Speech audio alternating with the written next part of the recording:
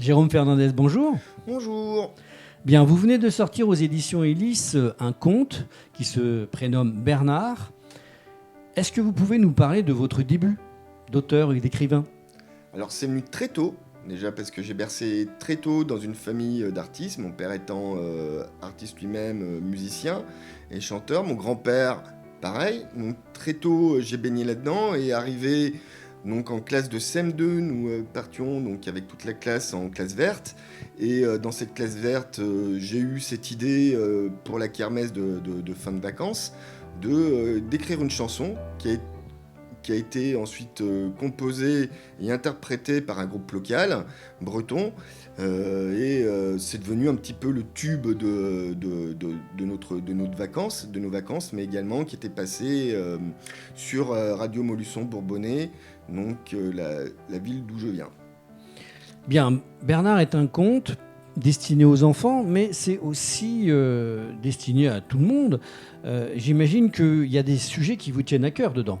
Oui, le sujet principal, c'est les handicaps, et notamment les handicaps invisibles, qui représentent 80% des handicaps, c'est-à-dire 10 millions de personnes en France, et comme je dis, c'est relativement très invisibilisé, on en parle très peu, et étant moi-même personne qui est touchée par des handicaps invisibles, je vois entre guillemets l'ostracisation qui est faite autour, et j'avais envie, quand j'ai créé mon association, d'avoir un outil qui puisse parler de ce sujet des handicaps invisibles, tout en étant léger pour amener la bienveillance vers tout le monde.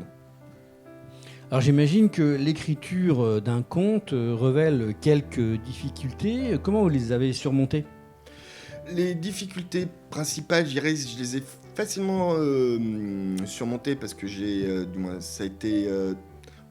l'écriture a été relativement très fluide. L'idée, je l'avais dans le départ, donc il fallait plus que je l'écrive, mais il fallait surtout que je fasse des recherches pour bien situer les personnages, comme situer les lieux. Et de manière très plaisante, j'ai fait beaucoup de recherches pour que, quelque part, du moins dans ma tête en tout cas, ça tombe juste. J'imagine que vous aviez un objectif, nous l'avez parlé, de l'association Handicap Invisible. Est-ce que vous êtes arrivé à vos fins ? J'espère. Comme je dis, je pense ce serait un peu orgueilleux et prétentieux de dire que j'ai tout réussi dans ce conte pour sensibiliser. En tout cas, c'est un premier regard que j'espère sincère, et notamment pour amener les gens à la bienveillance. Alors, si je ne m'abuse, vous l'avez fait également enregistrer. Racontez-nous cette histoire. Alors c'est donc l'acteur et conteur professionnel Arnaud Redon qui s'est chargé donc de conter cette histoire dans une volonté d'inclusion pour tout le monde, c'est-à-dire que les malvoyants ou les non-voyants peuvent bénéficier du conte par l'écoute, en écoutant le conte, et ce qui rend une nouvelle fois ce conte accessible un peu plus largement. Donc on peut le retrouver sur le site Handicap Invisible. Merci beaucoup Jérôme Fernandez. C'est moi.